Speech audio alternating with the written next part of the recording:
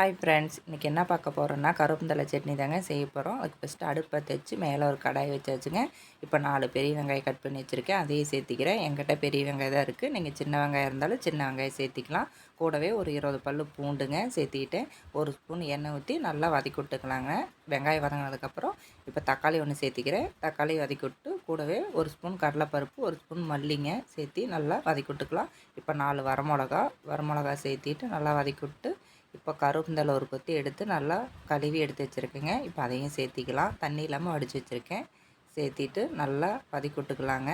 கருவேப்பிலை நல்லா வதங்கினதுக்கப்புறம் இப்போ அரை மூடி தேங்காய் திருவி வச்சுருக்குறேங்க, அதையும் சேர்த்திக்கலாம்.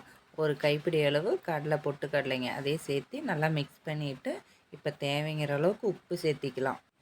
உப்பும் புளியும் சேர்த்தி நல்லா மிக்ஸ் பண்ணி விட்டுங்க. இப்போ ஆற வச்சிடலாம். ஆறினதுக்கப்புறம் அரைச்சி எடுத்துகிட்டு வந்தாச்சுங்க.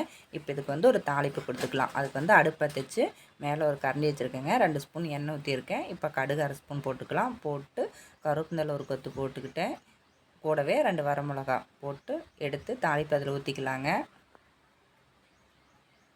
அவ்வளோதாங்க, நம்ம கண்ணுக்கு குளிர்ச்சியான கருவேப்பிலை சட்னி ரெடி ஆயிடுச்சுங்க. கண்டிப்பாக நீங்களும் இந்த மாதிரி ட்ரை பண்ணி பாருங்கள்.